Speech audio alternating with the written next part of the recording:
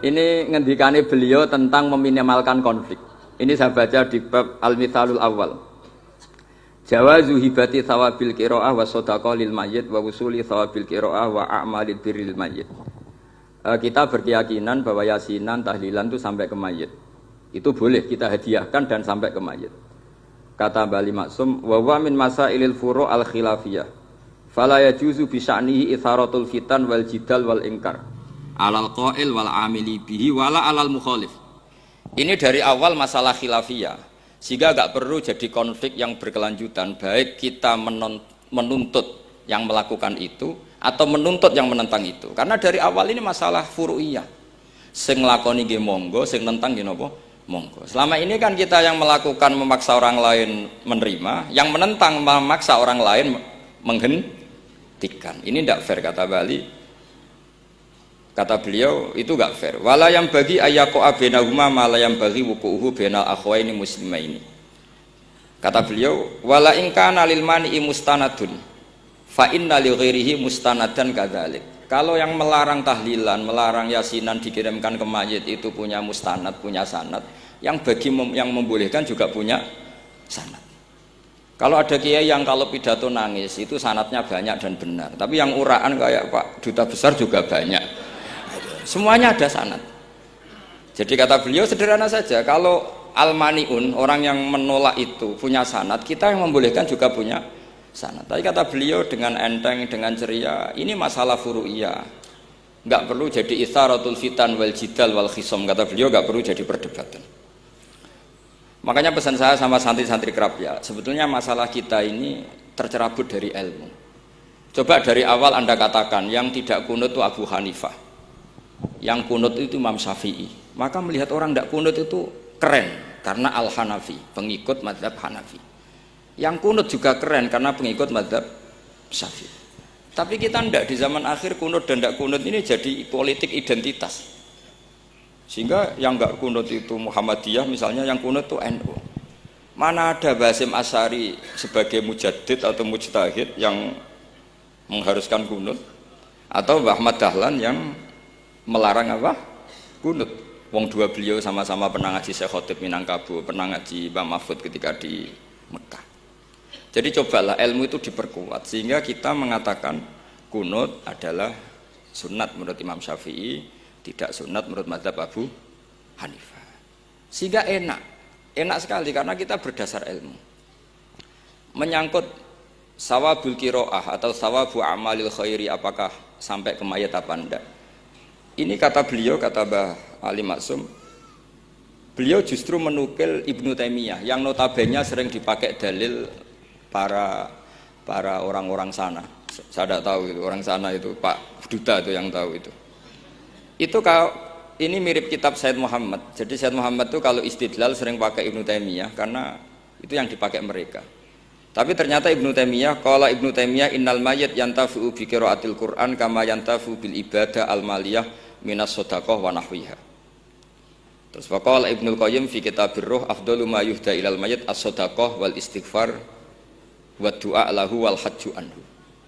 Artinya gini, kita sekarang ini tidak pernah kayak Bali Maksum pakai dalil jawazu ihda lil mayyit itu berdasar Ibnu Taimiyah dan Ibnu Qayyim. Kita seakan-akan Ibnu Taimiyah itu orang yang pasti melarang itu. Sehingga kita itu terus mengatakan sing nyunatno tahlilan ku sapa? Mbah Hasim atau Mbah Fakih atau siapalah. Meskipun riwayat ini mukhtalifah dari Mbah Hasim. Pertanyaannya adalah terus kesannya yang membolehkan itu hanya kiai lokal itu, kiai nasional itu. Padahal zaman Bali sudah mengajarkan kita yang membolehkan ihda'u a'malil khairi ilal mayyit, yang membolehkan hadiah Yasin, Fatihah, tahlil ke mayit itu adalah orang sekaliber Ibnu Taimiyah dan Ibnu Qayyim. Sehingga dengan kita pakai ilmiah yang diterapkan Bali Maksum, kita ini merasa orang keren, orang global, orang yang keren lah. Karena guru-guru kita Bali Maksum, Mbah Hamid biasa mentahlili, Mbah Munawir semua mentahlili guru-gurunya. Di level ulama global ada Ibnu Taimiyah dan Ibnu Qayyim. Tapi karena kita tidak baca, seakan-akan tahlilan itu hanya tradisi lokal yang tidak di ACC, tidak disetujui ulama kelas internasional. Padahal di sini jelas diceritakan Ibnu Taimiyah berpendapat qiraatul Quran yang dihadiahkan ke mayit atau tahlil itu boleh. Jadi ini sangat penting supaya orang itu pakai tradisi ilmu. Saya pernah ngaji sama Mbak Mun diberitahu, kalaupun Rasulullah pernah kunut sekali, biasanya perdebatan kan, oke, Rasulullah pernah kunut tapi ahyanan.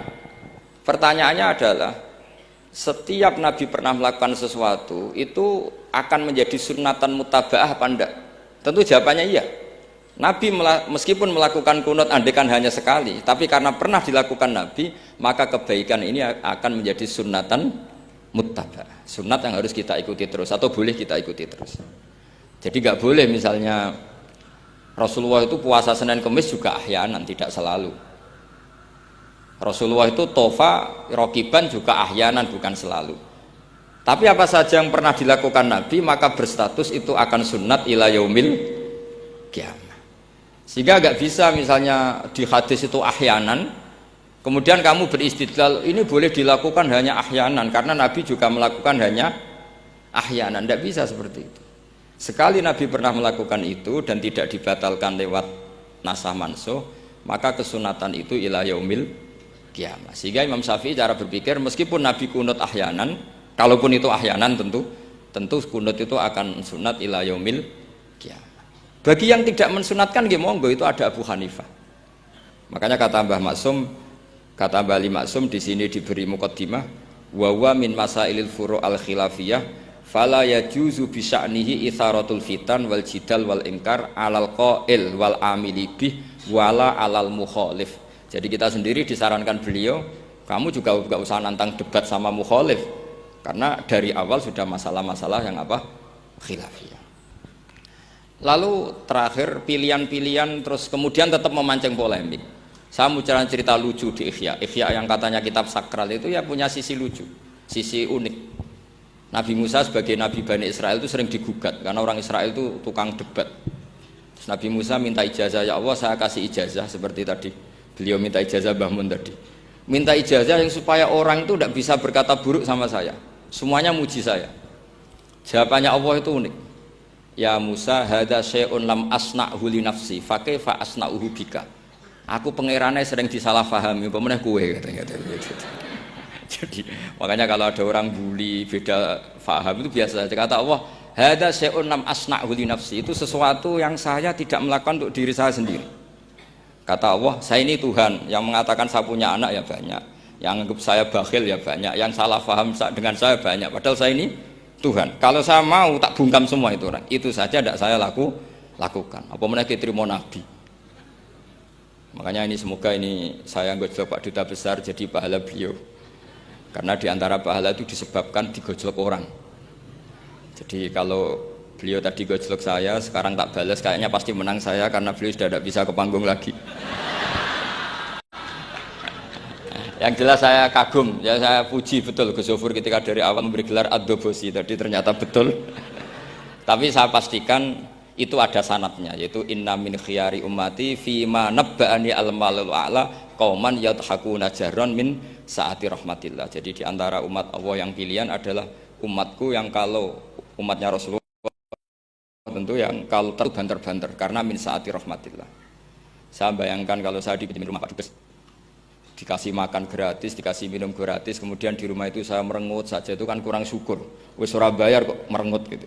Sama kita pakai buminya Allah, pakai airnya Allah, pakai oksigennya Allah. Modal guyu ya ora gelemen merengut gitu.